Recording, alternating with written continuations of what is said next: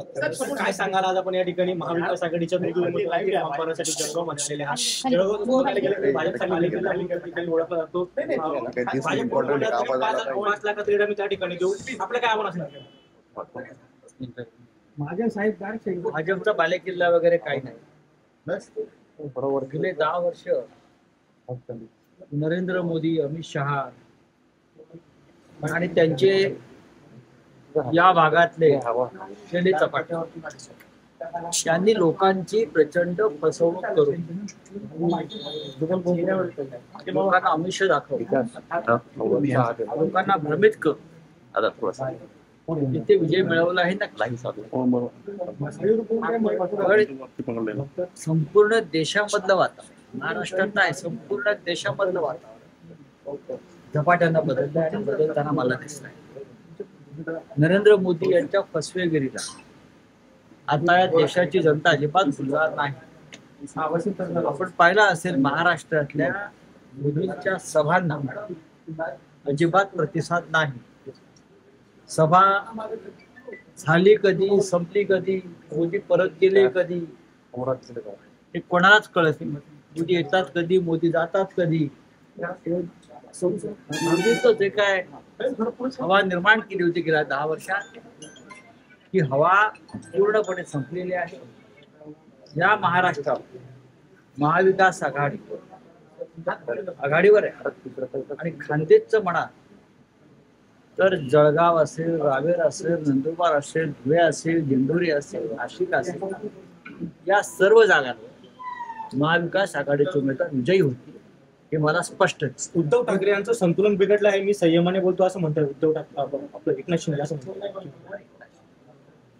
उद्याची निवडणूक झाली की एकनाथ शिंदे यांचं अस्तित्व या महाराष्ट्रातील संपलेलं असेल. संतुलन कोणाचं बिघडलं आणि कोणाचं काय झालं ते 4 जून नंतर.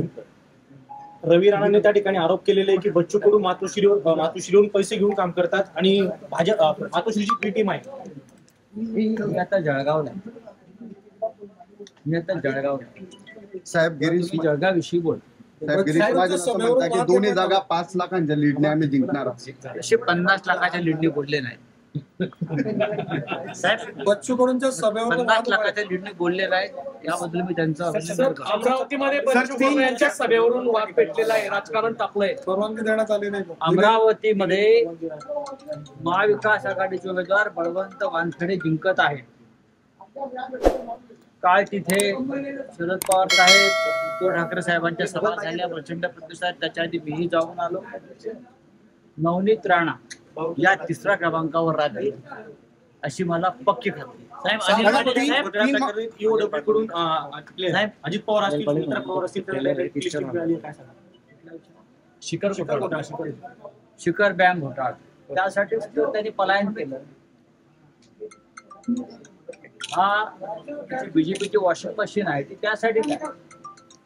ज्या घोटाळ्यावर प्रधानमंत्री नरेंद्र मोदी यांनी 70,000 कोटीचा सिंचन घोटाळा, शिखर बँक घोटाळा असं स्वतःच नरड फाटेपर्यंत बोलत होते, त्या घोटाळ्यातून तर भाजप सरकार आरोपीला क्लीन चिट देत असेल तर या देशाचे प्रधानमंत्री किती खोटं बोलत आहेत आणि त्यांचा पक्ष किती फसवा आहे तुम्हाला स्पष्ट दिसत है.